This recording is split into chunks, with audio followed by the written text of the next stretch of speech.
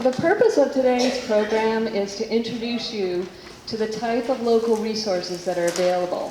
Whether you're planning to downsize or just starting to think about downsizing, or maybe you want to make a plan to stay in your home as long as possible.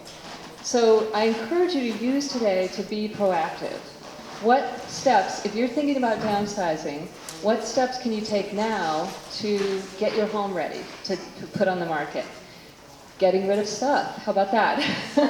Start with that. Or talk to an estate attorney like Susan Grady. Make sure that you have, look at how you can protect your biggest asset, your home. How you can do the necessary paperwork now that you may need later, and know where to find those things.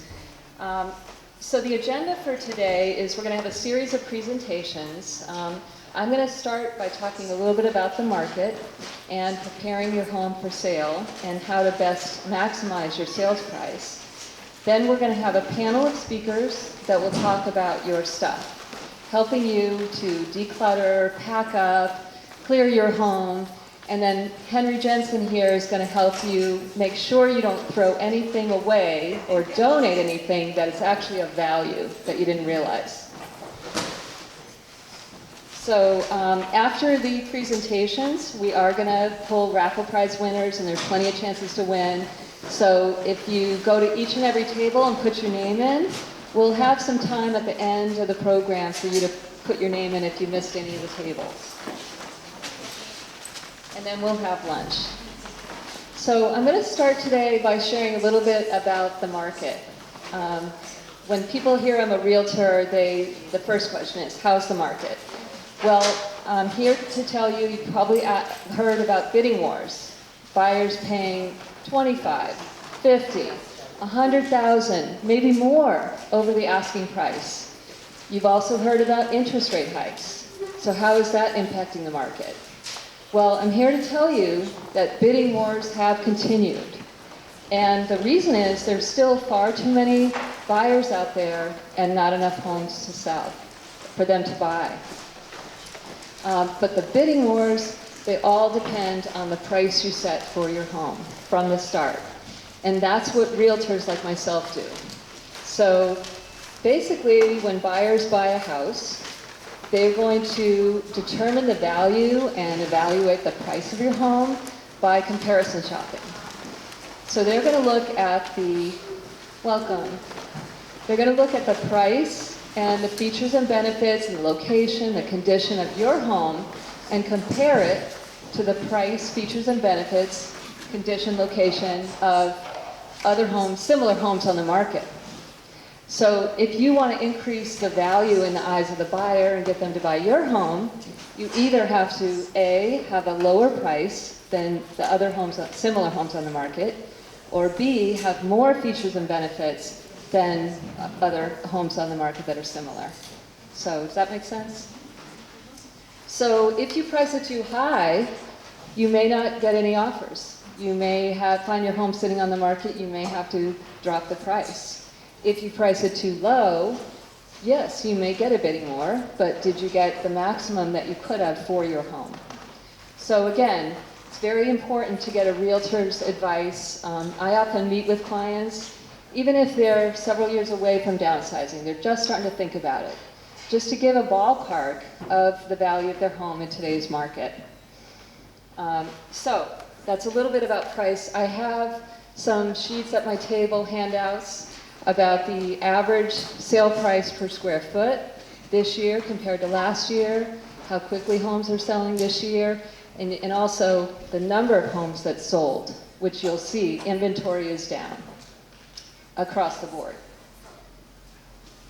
I also wanted to share a little advice about preparing your home for sale. First of all, buyers really appreciate a well-maintained home. They notice the small stuff that might not cost you much. So buyers and their agents notice these things.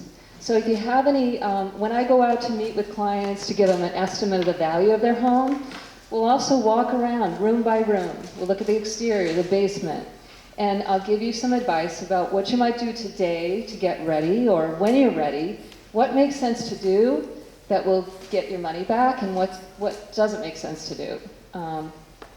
So when I say small repairs, maybe a leaky faucet, maybe you have a couple of rotting boards on the exterior or rotting windowsills. I mean, for curb appeal, but also for the buyers and agents looking at that home, they're thinking about these and they're thinking about how much this is going to cost them and what this represents. So getting your heating system maintained on an annual basis, having that tag there, agents look for those tags, or your septic pump, so these things matter. It also might be worth it to freshen things up. Maybe you want to paint a couple of rooms in today's paint colors, because at the end of the day, you're trying to attract the next buyer and what they might like. Sometimes I'll meet with a client and they will be excited about how they're going to upgrade their kitchen or bath before they put it on the market. Well, I'm here to caution you about that, because we don't know what the next buyer likes. We don't know what their tastes are. So before you think about doing any updates, again, I suggest you get some advice and see what your plans are. In many cases, you're better off just pricing your home accordingly, making sure it looks freshly and well maintained, and let the next buyer have fun and decide what they want for their kitchen or their bath.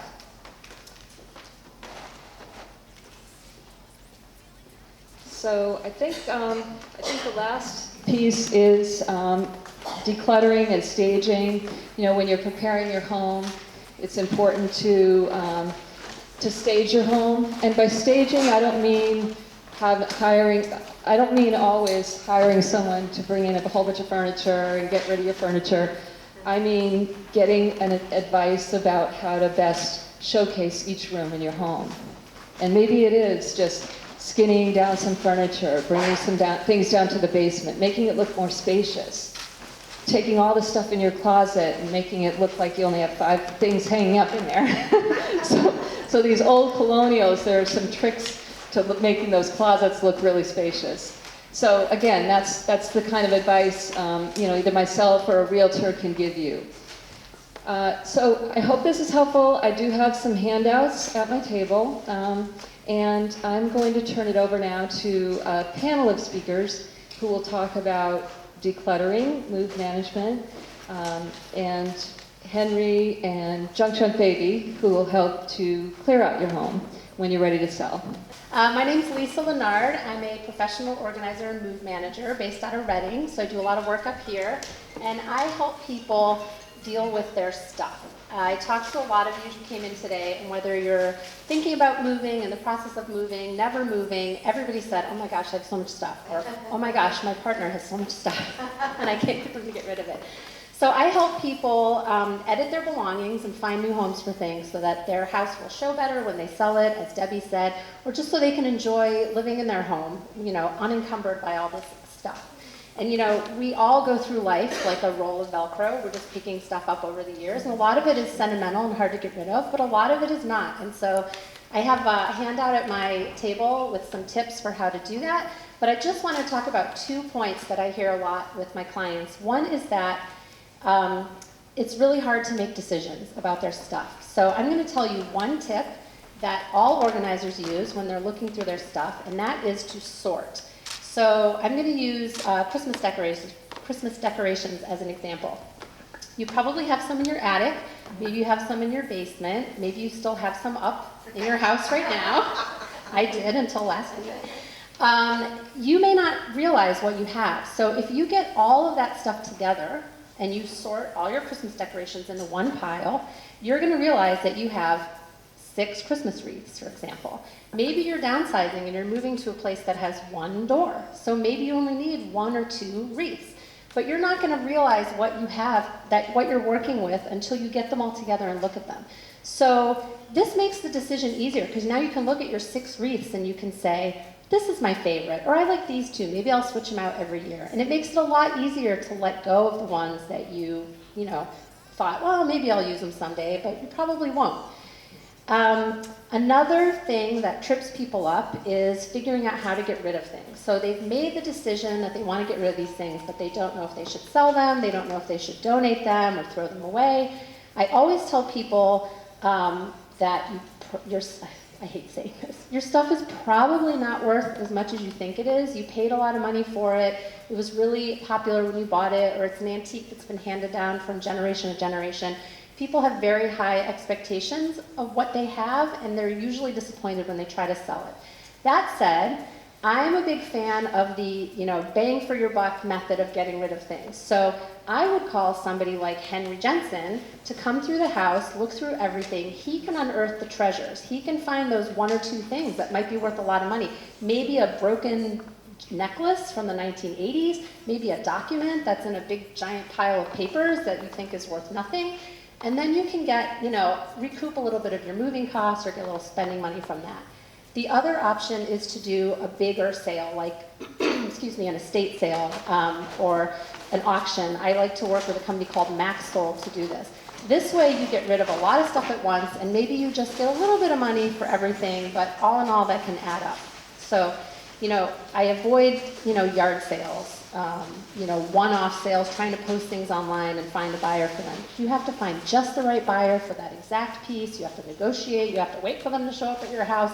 So I kind of like this, bring somebody in, have them look at everything at once. The stuff that you can't sell, I always recommend donating. And again, I go for the more bang for your buck method here too. I like to donate to bigger organizations that take a lot of different things. So Goodwill, Salvation Army, even Savers. And then you're not, again, driving around and hunting for people to take, one special thing. The hardest thing to get rid of is furniture. Even antique furniture that is absolutely beautiful. It's just not in style now. With millennials who are furnishing their apartments are not buying it. So that is when I recommend, calling someone like Henry to come in and look at it. But, you're probably not even going to be able to donate a lot of it. Excuse me. So in those cases, when you've gotten rid of all the small valuables, you've gotten rid of all the stuff that you can donate, I'd suggest calling in a junk hauler. They have junk in their name, but they don't throw everything in the landfill. So I don't want to steal Charlotte's thunder, but they do. Sorry, they do have relationships with organizations who can use these items, and so they can do the hunting, they can do the connecting, and they can donate those things for you. My last tip is to do not try to do it yourself. You get distracted, you get tired. Excuse me, you lose focus. It's always best to work with somebody else. It probably shouldn't be your spouse or your kids. Maybe, a friendly neighbor or a professional like myself. We can come in and help you get focused, and we can come in and help you make, basically I ask questions to get you to think critically and objectively about your belongings. So if you have somebody like that in your life who's compassionate but firm, that's a great tip. So I know that was fast. I blasted through a lot. I have a lot of great tips in my handouts. And if you have any questions, I'm happy to talk to you here or on the phone or on email. And now I will hand it over to Henry. Henry Jensen, I'm the owner of Empty Attic Antiques. Before I start, I just want to say thank you to Deb for all the hard work she put into setting up this event. And hands down, she is the hardest working realtor I've encountered in 40-something years in this business. So to start out, my job is to come into your home to help identify the items of value that won't be making the next journey with you. And years ago, in the 70s and the 80s and the 90s, it was all about the antiques we inherited, we cherished, we loved. You couldn't get those bureaus out of your house fast enough. The cut glass, everybody wanted it. The Hummels, geez, I was paying $100 a piece and still making money. Well, when you look at my table, my exhibit today, you can see that's vastly changed. A number of years ago, I sat with an elderly couple, and I'm going through this same speech about the little things, etc. He stops me. He says, Henry, let me get this straight. What you're telling me is you really want to get into my wife's drawers. Well, after a minute or two of uncomfortable silence, we all laughed. But that was the essence of the business today. It's the things people throw away. You know, they oil up a bureau, get it ready for me. I go over, open the drawers. Well, where is everything? You wouldn't have wanted that stuff. It was all cigarette lighters. It was fountain pens that haven't worked in years. It was old change that we don't even know if you can use it anymore. That's the stuff people want. So, as you go through this process, you know, you have to take your time. As Deb said, you can't do this in a week or two. You can't decide, I'm going to move next month. You just kill yourself. You give yourself time. You know it's coming anyway. So you call the professionals that you meet at an event like this. You get all the information you want, and it makes the whole process so much easier. So, that's the end of my talk. Because Lisa covered so much more of what I wanted to do. And the funniest thing that you said is, never have your kids over to help you downsize. I did a house a couple years ago in Lynn. I get there, the dumpster's almost filled with museum pieces. And I can hear the kids inside saying, Mom, the Patriots are on in an hour. None of this stuff is worth anything. And it's coming right out the windows as I'm standing in the driveway. Well, I had to have those kids empty that whole dumpster. They were so angry with me. But she made thousands of dollars of what was in the dumpster. You know, postcard collections. The kids are looking at me going, it's a postcard written to my great aunt. Why would you want that? It's a postcard. I don't care who wrote it. So you have to watch those things. It takes a little time. I come to your home. I do not charge. The only thing I ask is if I come to your home to give you prices, you are actually going to sell things. Because there's been a lot of times a neighbor has come up to you and says, I want all your stuff. How do we figure out what it's worth? Oh, I'll call Henry. He'll give me a price, and then I'll tell you what to pay. That's not fair. So, enjoy your day. Take cards. And this is a hell of a group of people you got to work with. Thank you. Hi, folks. So, we've heard a lot. The realtors come in, they've told you how much your house is worth, what to do, what to take, what to keep. Lisa's come in and she's helped you with the moving, and she's turned around and she said, okay, we can change this, we can declutter that. Henry's come in and he's looked at all your antiques and he said, this is what we can sell. And now what are you left with? Junk, baby. Junk, junk, baby. That's where I come in. Junk, junk, baby has been in business for, a little over 12, 15 years now. Our founder, Eric Myers, is a wonderful man. We do a lot of work with housing authorities, as well as the Goodwill, Savers. One of the things that we do is we try to help you to take away all of the things that everybody says, it's not worth anything, even though in your heart you say to yourself, but it is. This is where my baby was born. This is the couch that my husband and I, we used to sit and watch TV. This is the bed with that yucky old mattress. You know that one that nobody else is going to take? We'll take it. Don't worry. We'll get rid of it for you. Mattresses nowadays are a very hard thing to get rid of. The state of Massachusetts now does not allow the transfer stations to take mattresses, or what we used to call dumps, but you know, that's changed. It's a transfer station now. So we will come in and we will take care of that. As a junk company, we drive box trucks. Not an open pickup truck, not a big old dumpster. We come in and we take care of your items because we know that there are things that still, even though they're not an antique, you can't take it with you because it's either too big for your new place or in the next chapter of your life you no longer need that. We will take care of those things. We have people call us. A couple of years ago, Salisbury had a huge fire, and there were probably 12 families that were displaced. You may remember this, it was just before the 2020 and everything was going wrong, and there were 47 families that were displaced. Salisbury called us, the housing authority, the town of Salisbury, and said, hey, junk, junk, baby, we need help. We have families that we can find some place for them to live, but we have nothing for them to sit on. We have nothing for them to eat with. We have nothing for them to put their food in. And we were able to provide to them a number of items to get those families back up and running. Eventually they will get new stuff, but right now they just needed something. Junk Baby will come in, and we will take care of those older things that you no longer need. Or let's say you've been watching the TV and you've been seeing these commercials for these great couches that, go around the whole room, and they've got recliners on this end and recliners on that end, and a thing in the middle that you can drop down and put your snacks in and your drinks. And you say, gee, that would be really great. But I got a love seat, I got 2 couches, I got a couple of chairs. I'm going to get rid of those to get this big wraparound thing. Well, who's going to come in and get rid of the 2 couches and the love seat and the couple of chairs? Junk Baby. That's what we do. Get rid of that old piano. Get rid of that stuff that was in the flood down cellar. Get rid of all the documents upstairs. All those Christmas ornaments that you've kept these, you've given away those, and now you've got all this over here.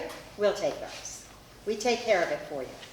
We try to help you by coming in and doing the work for you. You don't have to bag it, tag it, we will.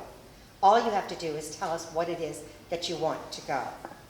If you want those items to stay, we won't touch those items.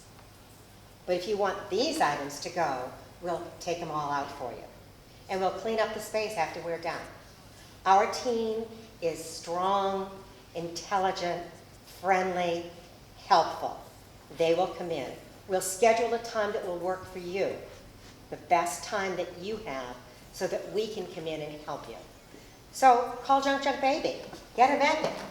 Put it on the fridge. We've got a bunch. Thank you very much. 75 apartment senior living community. And I put together a couple little slides. I'm a very visual person. I wanted to show you what we're all about. So we'll start it off. So this is our community. We are a mix of the independent living, assisted living, and memory care. We are set along the Ipswich River and conservation land, so it's really a pretty and unique setting.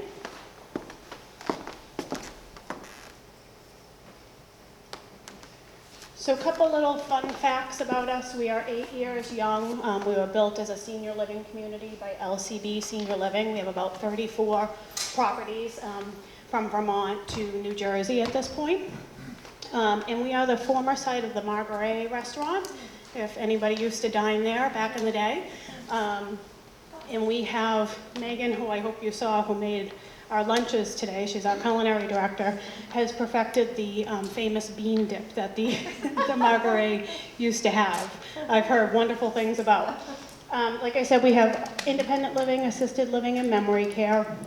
75 apartments total, with a mix of studios, 1 bedrooms, and 2 bedrooms. 53 of those 75 apartments can be either independent living or assisted living, which is sort of unique. So you can move in as an independent person when you need a little assistance, medication management. You don't have to move apartments. You stay right in the same place, and we provide the care. We have something called anytime dining, so 7 a.m. till 7 p.m. You can have any meal that you want at any time. There's no set meal times. If you want shrimp scampi at 10 a.m., you have shrimp scampi at 10 a.m. If you want an omelet at 6 p.m., then you'll have an omelet at 6 p.m. And like we talked about, really pretty setting that abuts the conservation land as well in the Ipswich River. We have a walking group that goes down to the Ipswich River. One thing I'd really like to mention and point out is our amazing engagement. So this is Amber Evans. She is the director of engagement and memory care for our whole company. And she is dynamic, to put it very softly.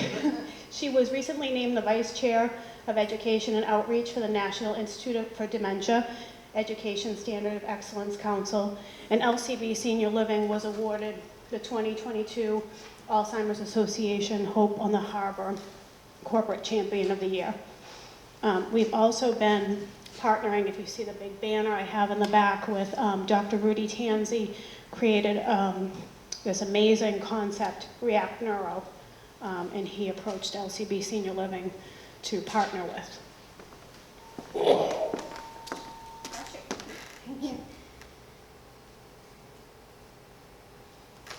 Once get back to my friend Megan that came in and is feeding us today, just a little sampling of some of the pictures of what she does.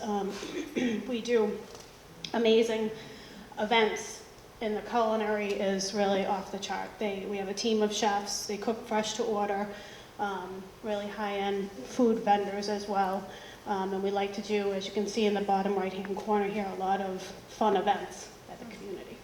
In life, my experience is doing good creates more opportunities to do good. People say, you get us, and that's part of the uniqueness of our company.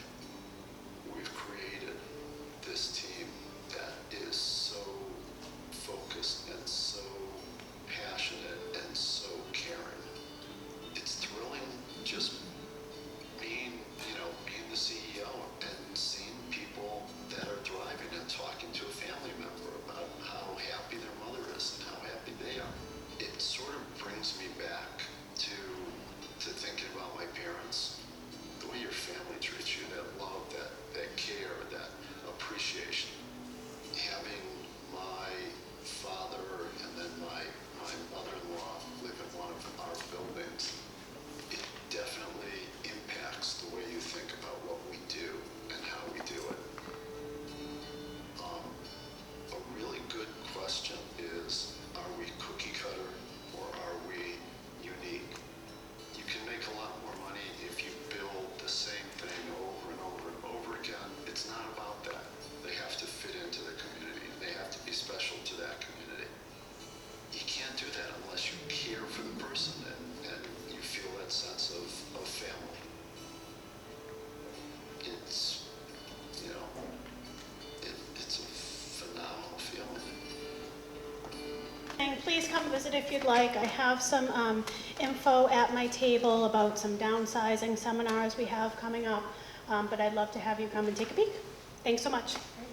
My name is John Natali Company and Safety Care. A lot of folks today have talked about keeping you at home or moving you out of home. We're one of the companies that will keep you in home. We're here to talk about accessibility.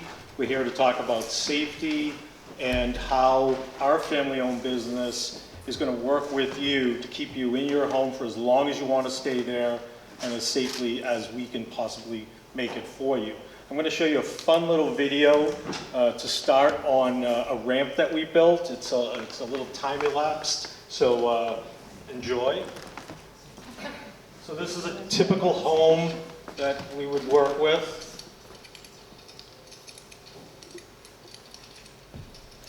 And all of these ramps come in a million pieces and they actually get assembled on site.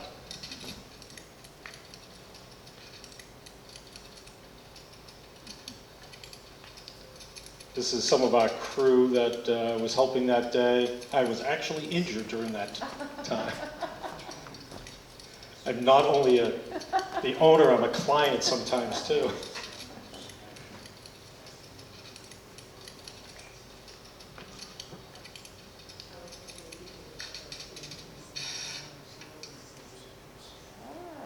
And so there you go. That is a ramp that can go in any type of home.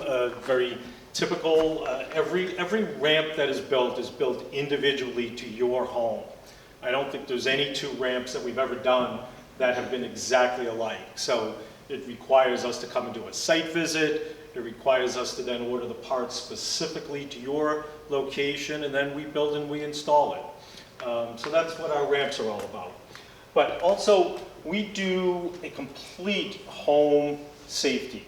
Everything from bathrooms to kitchens to walkways to hallways. One of the things that we do quite a bit is we do chair lifts running from your first floor to your second floor that you can sit in and glide up and down. If you're no longer able to get up to the second floor or down into the basement, we do chair lifts that are also used on the exterior. I think a lot of folks don't know that there are exterior versions of those also. And that's something that can be done, made for the exterior weather. It comes covered up so that the unit can stay outside in the ice and the snow. And that's something that we do quite a bit of it as well. I'm going to sort of run through a small little checklist of some of the things for you to think about. You know, we could have a much longer discussion about some of these things, but I'll go through the list pretty quickly. So, in your bathrooms in your homes, you have things such as grab bars, shower chairs, the toilet. All these type of things are areas where safety equipment can be installed. If you have trouble getting up off the toilet, there are safety frames with handles. There are raised seats that will rise you up a little bit. If you still have one of those old-fashioned toilets that's really low and you sit down and you're having trouble getting up and off of, we've got a number of different solutions for that as well. One of the things we do quite a bit, I know a lot of folks are having trouble getting up and stepping into the tub. And we do quite a bit, we cut out your bathtub and cut a passageway from your bathtub so that you can get in and out of your bathtub. And these are things that we do every single day of the week. In your main areas of your home, I think there was a bit of talk earlier about clutter. And I think this is one of the most important things when you're trying to make the home safe is a lot of times we've accumulated 40, 50 years of stuff in our homes. And I laughed because someone said that you can't move in a week. And it took you 40 years to accumulate all of that. There's no way you're getting rid of it all in 1 week. So it's important to think about what you need, what is in your way. A lot of times we often find furniture that has very sharp corners, very difficult edges to it, so that if you were to fall and slip, you could actually injure yourself leaning into it and falling into it. And so these are things to think about in terms of safety as well too. One of the things that is the biggest nuisance in a home is carpets. I was just in a home last week in Newton where they had some very expensive carpets, area carpets in their home. And I could see the moment I walked in the door, the pad underneath the carpet was sticking out past the carpet. The carpet was bunched up and folded up into little rolls around the edges.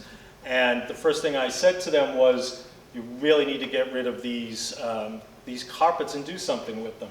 But it's always that balance of being delicate with folks when you talk about this and you communicate about this. This is a carpet that they were in love with, that they had purchased many years ago.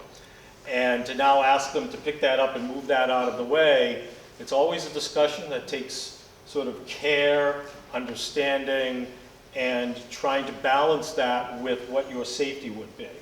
So it's something to think about. I think the biggest thing oftentimes is that making sure that you continue to live in an environment that you're comfortable with, but you're also safe in as well too. Kitchens. One of the things that kitchens and a little bit in the bathrooms is, and I speak about this once in a while, is technology. There's a lot of technologies today that will help you. You can just pass your hands underneath your kitchen faucet and the water starts up and shuts off. Same thing in the bathroom. One of the things that we do quite a bit as we get older is we may get up once, maybe twice a night to go to the bathroom. And one of the things that we can do is install lighting that will turn on to guide our path as we go into the bathroom. When we wake up, if a piece of clothing is on the floor, then it creates a trip factor. Just having that light turn on as you get up and as you walk from your bed to the bathroom can be one of the most important things that you can do. So technology can really help these days in that respect. We talked about clutter, we talked about beds. There are bed bars that can be put on the sides of the beds to help you hold on as you get in and out. Not hospital rails, but just a helpful handle that can get you in and out of the bed. So those type of things are really important as well.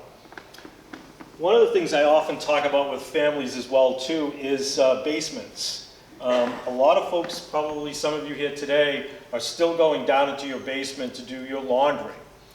And more than likely you don't have a very strong railing going down into the basement. You may need additional railings. The lighting in the basement's always the worst. There's probably one 60-watt light bulb at the bottom of the stairs lighting your way. More than likely you have things stacked up on the stairs that are supposed to be traveling down to the basement at some point or coming back up at some point, and decluttering those type of things that could cause trip factors. And oftentimes we suggest to folks, if you have the ability, move the laundry upstairs. Bring it up to your first floor, your second floor, wherever is an area that is going to be most economical in terms of how you do your laundry and how you safely, carry it up and down. I know one of the things that oftentimes a lot of folks do is they get a pull-tight laundry bag. And instead of carrying your laundry down the basement in a basket where you can't see the steps as you're holding the basket in front of you, just take the laundry basket and toss it down to the bottom, and then just walk down while you're holding the railings. Just some of these simple things like that can make all the difference in the world in terms of keeping you safe. Other things such as getting in and out of your garage, same thing, handrails, making sure things aren't slippery, safety things of that nature, adding some non-skid, non-slip things to stairs can make all the difference in the world as well. So all of these type of things, and we could have a very long discussion about all the different things, but those are just some of the items that you can use in your home to keep you safe and secure, and you can certainly come over to me afterwards and we can talk a bit more about it as well too. So thank you all. It's referred to as an Aging Service Access Point, otherwise known as ASAPs, and we're also an area agency on aging. Our mission at Senior Care is to help people to remain at home, or if they're moving, to help them in their new location. We cover 9 communities. There are 25 of us throughout Massachusetts. We all have different names. Our communities are Rockport, Gloucester, Essex, Manchester by the Sea, Hamilton, Wenham, Ipswich, Topsfield, and Beverly. For the benefit of those who reside in Rowley or Boxford or Middleton, our sister agency is AgeSpan, located up in Lawrence. So they pretty much provide the same type of services as we do. So I want to talk a little bit about the services that Senior Care can provide. We implement the Massachusetts State Home Care Program, whereby we can provide folks with services in the home, be it a homemaker or a personal care worker if somebody needs assistance with bathing or dressing or ambulating, etc. And remember, our goal is to keep people at home, to support them so that they can remain independent as much as possible and remain a part of their communities. We have homemakers that can go in and do meal preparation, grocery shopping, laundry, things of that nature, chore services, companion type services. And another part of our mission is to help caregivers. For any of you who have cared for a loved one, you know it's not very easy. So we have a caregiver support specialist who runs support groups, can meet individually, one-on-one with caregivers. And we also utilize for long-distance caregivers. We have some caregivers that reside in California. John talked a little bit about the importance of technology, and technology is very important to us. We utilize something called Care.Coach, which is a virtual monitoring system. It comes in 2 forms. One has a 24/7 health coach behind it. It actually uses an avatar, which is either a dog or a cat, you get to choose. And the health coach can communicate with the person.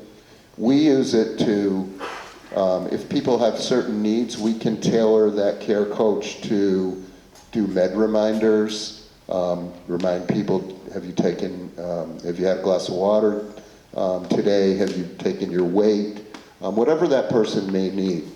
And the nice thing about it as well is that long-distance caregiver can also communicate. So the second kind of thing is virtual teleconferencing, so we can use Care Coach so that anytime that son, daughter, granddaughter, whoever wants to communicate with their loved one, they're able to do it right there. So we really highly value technology. The other thing is through the State Home Care Program is we can provide people with tablets, with personal emergency response systems. They now come via a cell phone. So you see the commercials on TV, I've fallen and I can't get up, press the button, and you get help. But the technology has really advanced over the years, so there's more options for that. Except that advertisement is like 40 years old. Right? How about it? It really is. So there's a lot of different forms of technology that we deploy to help people to be safe, remain home, etc. We have a team of care managers who visit with elders, you know, on an intermittent basis, as well as nurses. Our nurses don't really function like a hospital nurse or a nursing home nurse. What they do is they determine eligibility for some of our programs. But if someone needs personal care, our nurse will go to the home, will take a look at the environment, see what's the best way to address their personal care needs. Oftentimes that results in a referral to safety care, be it for grab bars, raised toilet seats, whatever, shower chairs, or whatever it might be. Our nurses also go into our 6 nursing facilities within our catchment area, and they work closely with the staff at the nursing facilities and families. Our goal, one of the goals is to identify people that might want to return to the community and are able to. And then we have a care transitions team that will go in and help to make that happen. We also have, relative to nursing homes, is an ombudsman program. So we have trained by the state volunteers that go into the nursing facilities, and they make sure that the environment is clean, it's up to code. They'll also work with individuals who are in nursing facilities. They might mediate disputes. Oh my God, 2 minutes, that's it? I better speed this up. So we do have involvement in nursing facilities. I want to just tell you about our protective services department. We investigate reports of elder abuse, including physical abuse, emotional abuse, caregiver neglect, financial exploitation, and severe self-neglect, where there may not be a perpetrator. It's sort of folks that need help but won't accept help, and they're at high risk.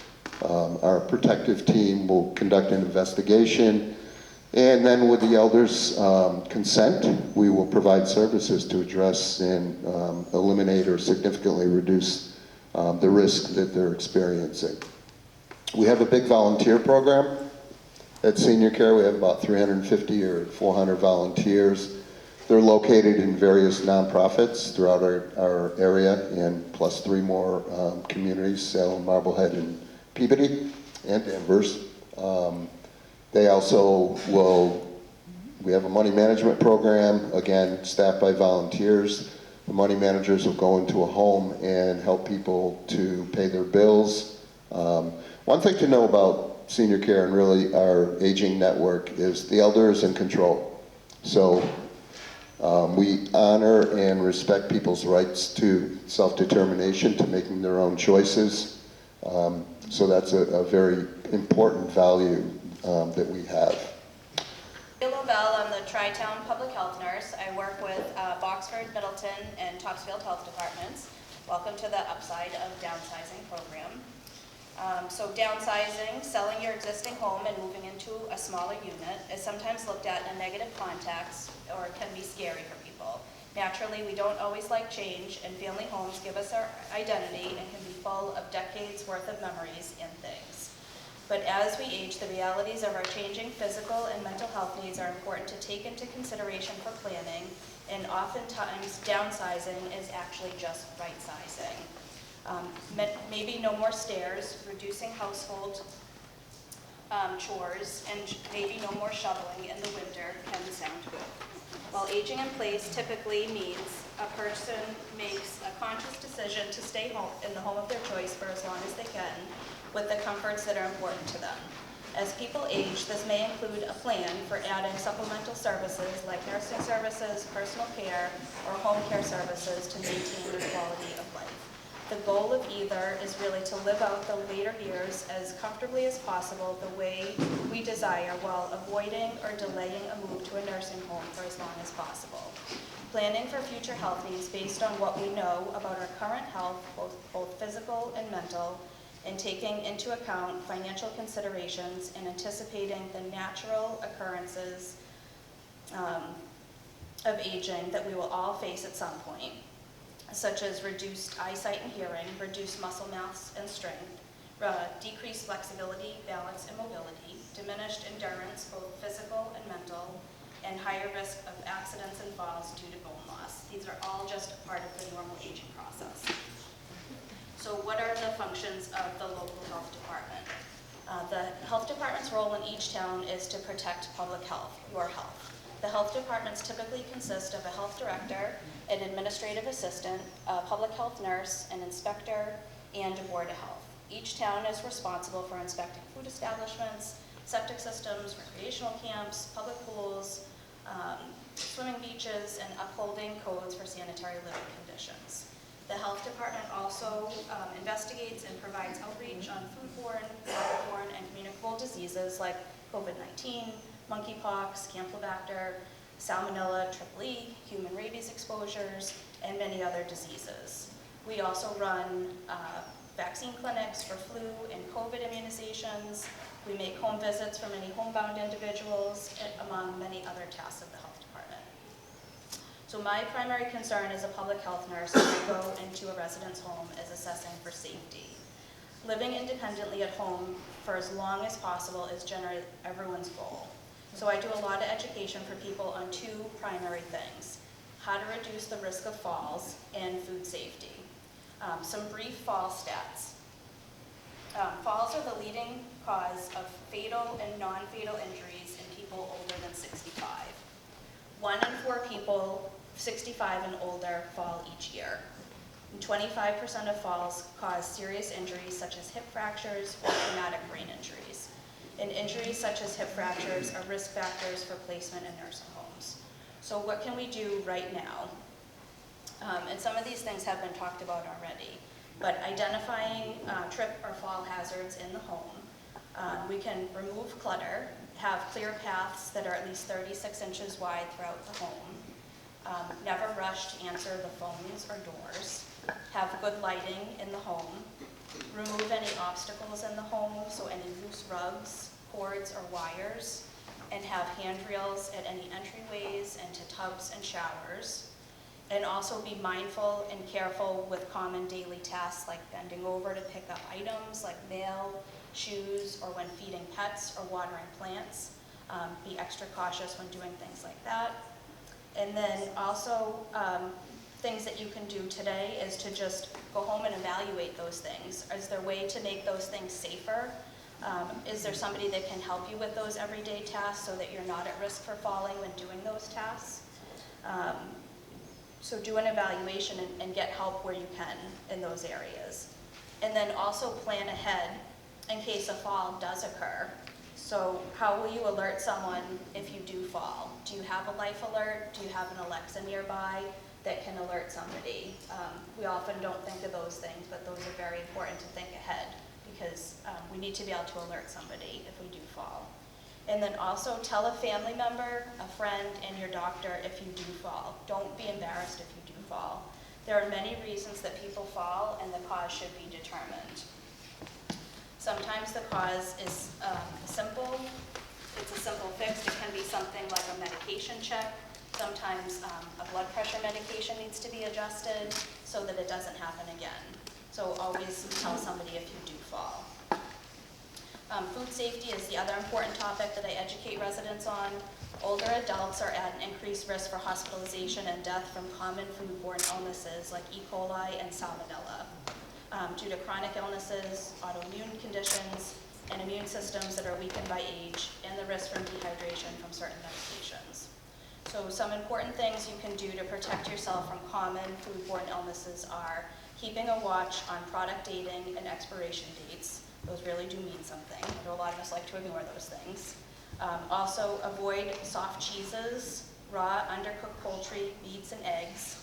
Avoid sprouts, hot dogs, and deli meats, all of which have higher risks of foodborne illnesses. And always thoroughly wash fruits and vegetables. So don't pick at those grapes when you're in the supermarket. Always wash your fruits and vegetables. And always keep raw meat separate from ready-to-eat foods. Don't cross-contaminate foods or surfaces. Cook foods to safe temperatures, and always refrigerate cooked foods promptly. This means within 2 hours. Don't leave cooked foods out. Don't thaw meat on the counter, and keep in mind that food that has gone bad doesn't always taste bad, so don't gamble. When in doubt, throw it out. And wash your hands before and after handling food. And always know the symptoms of food poisoning. So diarrhea, stomach pain, nausea, vomiting, cramps, and or fever can indicate food poisoning. Always seek medical care for symptoms that persist and report to the health department. We investigate foodborne outbreaks. And lastly, as you're thinking about either downsizing, aging in place, or right-sizing, whatever it is, always think about what's important for your mental health as well. Think about what's most important for you, whether it's staying close to your family or friends. Are they nearby? Can you visit easily? Do you have pets? Are they allowed where you're thinking about going? Or who can help you take care of them if you need it? Do you like to walk? Do you like to exercise? Can you continue to do those things easily? Do you still like to drive? Are the streets well lit? Are they safe and easy for you to navigate still? There are a lot of questions to continue, but all the people that are here today are here to help keep you safe as you age. And also, if I am here, I have flu vaccines, I have COVID boosters available, so if anybody hasn't had their COVID or flu booster, I am here in the back with those, and I do have COVID test kits available. Or if you have any questions on any of the things that I've talked about, certainly come and see me or enter for the raffle. So thank you very much. We're a wonderful community. We have 135 apartments. We do have independent living, assisted living, and dementia care. So we have the full continuum of care. It works nicely for people that come as a couple. If we have a couple that move into independent living together and someone's needing dementia care, that spouse can move to dementia care, and the other resident can remain in independent care, and they can still have all of their meals together and spend as much time as they'd like. What sets us aside from all other communities is Brightview. We can assist with the highest level of care we offer in the state of Massachusetts. And what I mean by that is a one-person assist, two-person assist. We can bring Hoyer Lifts into Brightview, right into your apartment. Palliative care, end-of-life, hospice. You don't need to leave Brightview. You can stay there for as long as you'd like. The other thing is the residents. Our residents and families are amazing. We have a wonderful calendar of activities that I brought with me. If anybody would like to take a peek, it's at my table. You're welcome to come in for any of these events, activities if you'd like with a friend. If you want to come for a drink at 3:30, any day during the week, you can meet me in the pub. We'll be there. At 3:30, we have beer and wine. You can bring your own alcohol as well. And we have a Valentine's luncheon with a violin performance on Valentine's Day. If anyone would like to come and try out the food and just no commitment, just come spend some time and have a fun day. Do you have any questions for me? How big is it? We have 135 apartments. Oh, and I forgot to mention, the second best thing are the residents. And I actually have a sister sitting here who her twin sister lives at Brightview, Jean. So Jean's twin sister lives at Brightview. She's an awesome resident. You'll always find her sitting by the fireplace in the morning drinking her coffee. Yep, and Kathleen used to be our activities director. So. And what size are the apartments? We have all different sizes. We have studios, one bedroom with a den, 2-bedroom, 2-bath.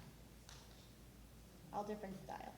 What if someone wanted to bring a pet? Could they bring a pet? Yes, we have 5 dogs right now, 2 cats, 1 bird, and 1 turtle. And the dogs fight for who's in charge. Any other questions? Thanks for having me. My name is Susan Grady. I'm a local attorney here in Topsfield. I actually was born and brought up in Topsfield, so it's near and dear to my heart. And I can remember playing up on this stage when I was much younger. But I specialize in 3 areas of the law, and I've been practicing for 27 years. I can't believe it because I'm only 29. But I practice in estate planning, which has evolved to not only include planning for after death, but also as medical technologies have increased, along comes the risk of becoming disabled, whether it's a physical incapacity or some cognitive decline. Estate planning has evolved to include the disability planning part of an estate plan. Can everybody hear me? It's okay. And I also do kind of a subspecialty within estate planning, which is elder law.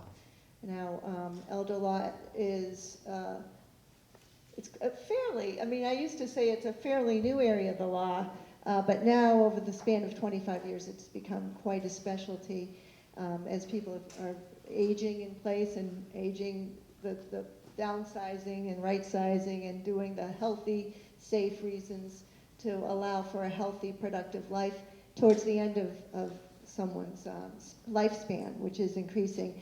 So elder law is the estate planning part with an eye towards preserving and protecting your assets from the costs of long-term care with different strategies. And then the third area of specialty is probate law, which is really married to the estate planning and elder law component. It's how do you help families after someone actually has passed away now, and how do we navigate through perhaps the probate court process or evaluating an estate and doing trust administration to help families, and most importantly, the person who has passed away, making sure their intentions and wishes are carried through. So, in the interest of time, I can only kind of touch the treetops of estate planning. So I'll talk about some of the essential estate planning documents that everybody should have, whether you're 18 or 128. Everybody really needs to have really a last will and testament. I'm a big proponent of trusts, and they're all different types of trusts based on the objective of the person or the couple. Then there are the disability planning documents, which begin with a durable power of attorney. And then there's the healthcare component with a healthcare proxy complemented with a HIPAA release authorization and a living will declaration.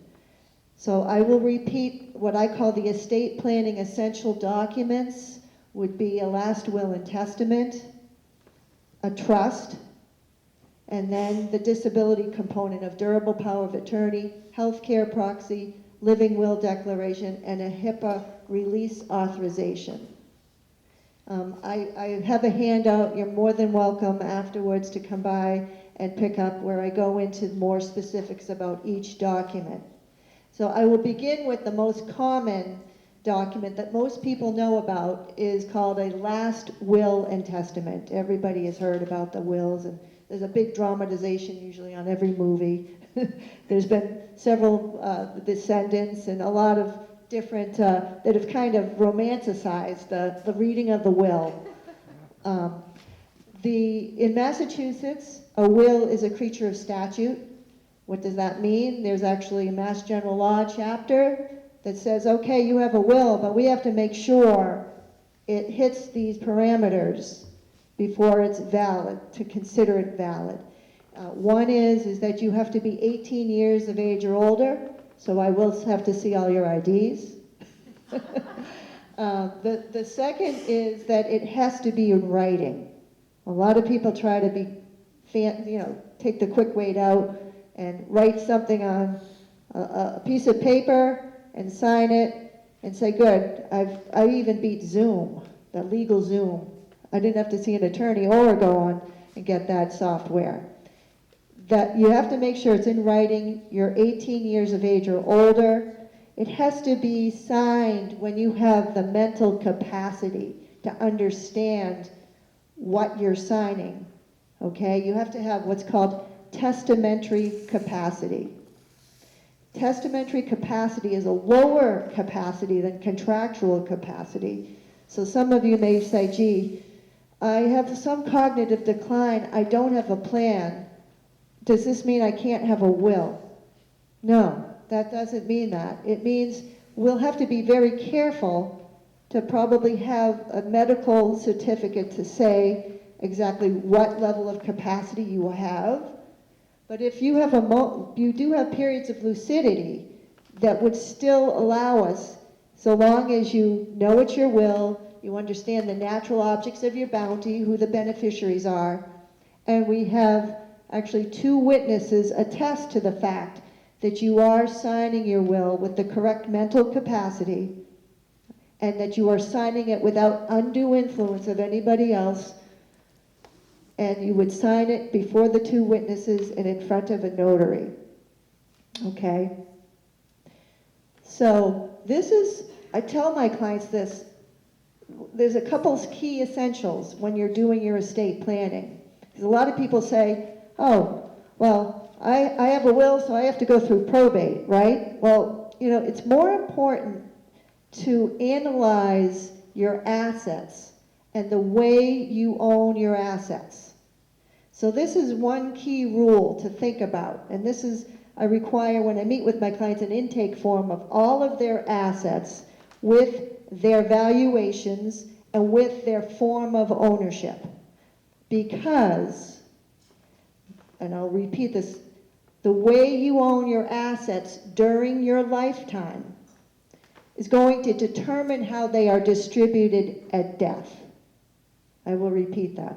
The way you own your assets while you're alive determines how they're distributed at death. What does that mean? What does it mean? What we do is when you look at your estate, and your estate is really another way of what are your assets.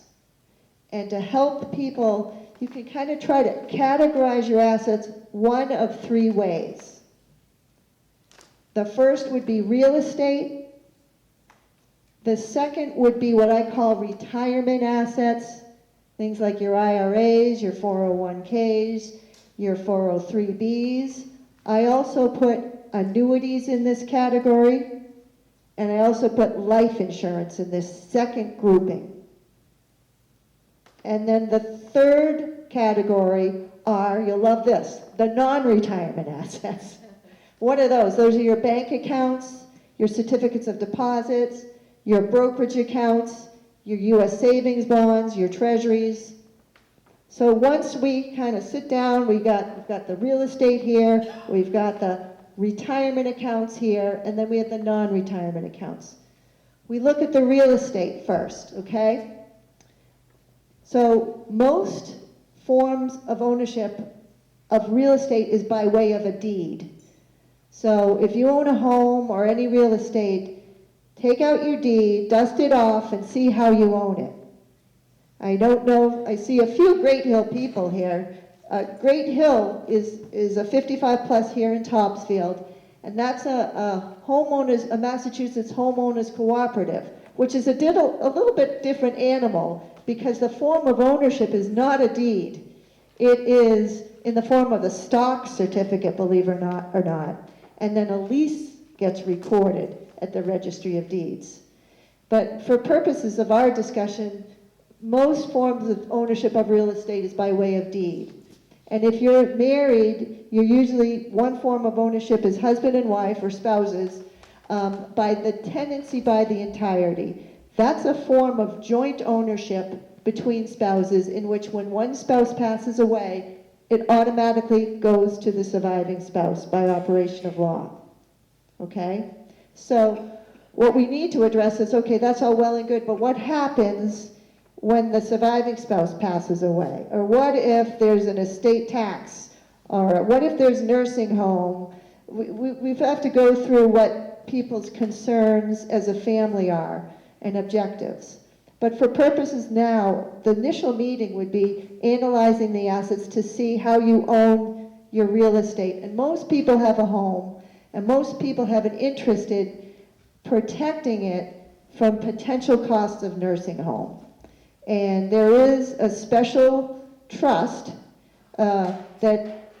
which we'll get to, I hope, but if we don't, I do address it in my handout, whereby you can protect your home from the cost of potential nursing home with the use of a certain trust.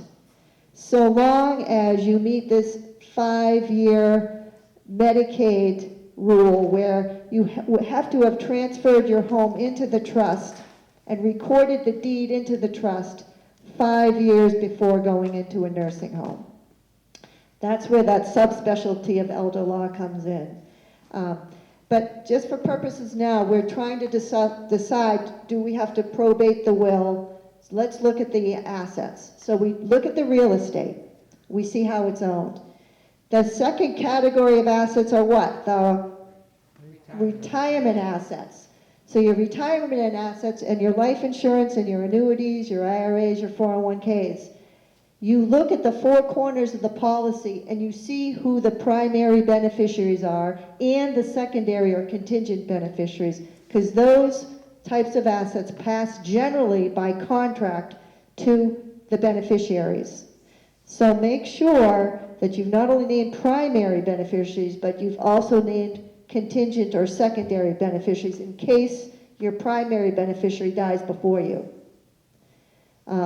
When that happens, when you have no beneficiaries named, generally the default beneficiary is the estate, your estate, which means you're going to have to probate the will, which is not a big deal, but if one goal was to avoid the time delays, the costs, and the expenses of probate, and we didn't address the beneficiary designations, then we would have to probate the will after you die. So pull out your life insurance, your IRAs, your 401ks, your annuities, and see who you have named both primary and secondary beneficiaries. And make sure they're still in line with your wishes.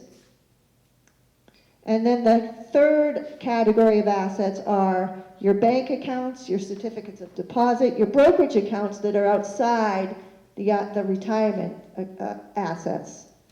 Those pass by title. Generally, with spousal situation, you own them jointly. Jointly owned assets will pass to the surviving joint owner or owners upon the death of one. So husbands and wives, again, you own joint assets. Once one spouse dies, automatically it goes to the surviving spouse. But what happens when the surviving spouse passes away? And what if your estate, and I don't want to get into estate tax too much, but the Massachusetts estate tax threshold is $1 million. So if you have an estate over $1 million and you haven't done an estate that is considered both couples' estate tax exemption amount, then we're dealing with having to pay an estate tax upon the death of the survivor. So the way you own your assets, during your lifetime, determines how they're distributed at death.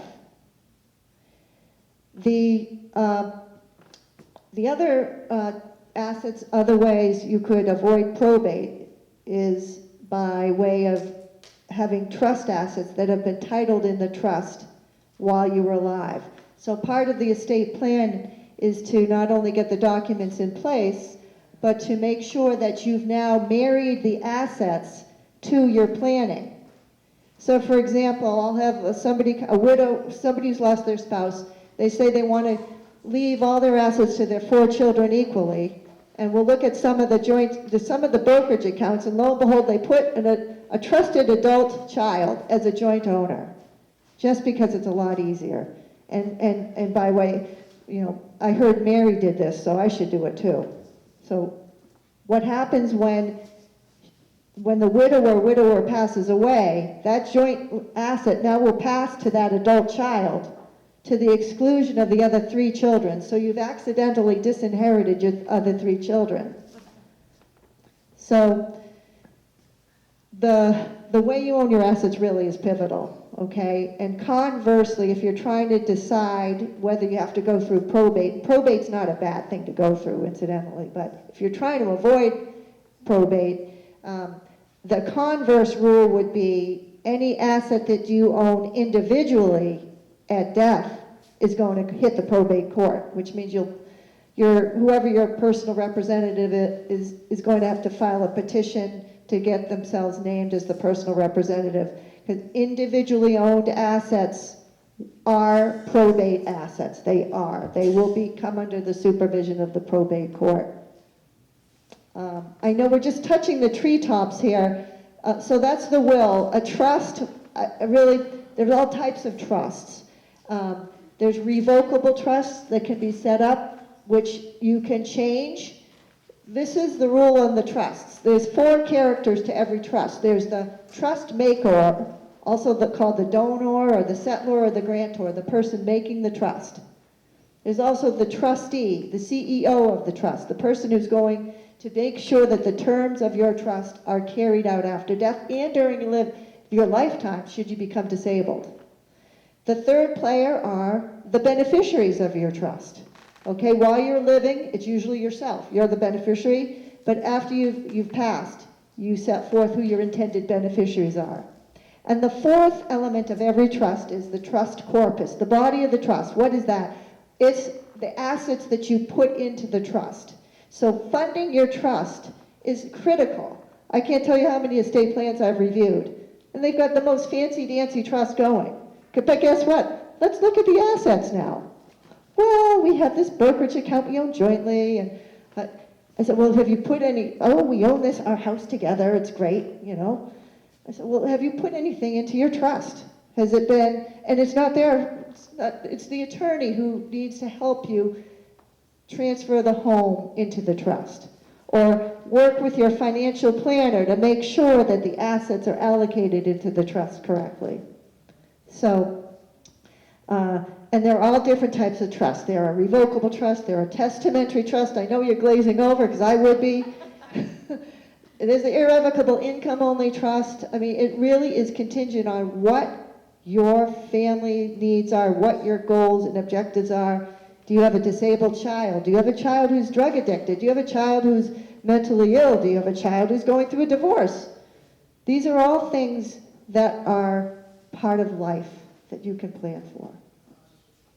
Okay, so I'm going to really kind of wrap it up real quickly with the disability planning documents that everybody needs. The durable power of attorney, again, creature of statute. It's the financial world where you name another person to make any and all financial, business, legal decisions for you when you cannot do so yourself.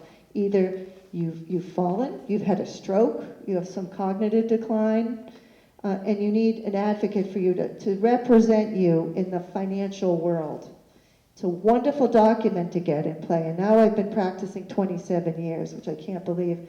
But my practice is evolving now because my clients now are passing away, going into nursing homes, going into assisted living facilities. I'm getting the phone call that mom died, my husband died, or I can't sell the house now because I'm being told that I need a guardianship or a conservatorship with a single transaction. And I'm always happy to say, well, you know what? Remember, the durable power of attorney you did avoids having to go through that probate process of having a conservator or a guardian name for you. So a durable power of attorney is an extremely helpful document to have. Can I ask a quick question about Sure. that? You mentioned the contractual. Contractual capacity. Yes, with power of attorney, is it need to be the contractual level? Yes, it does, because a lot of times when you are acting as an attorney, the agent, you're entering into contracts. So it's very good, excellent question.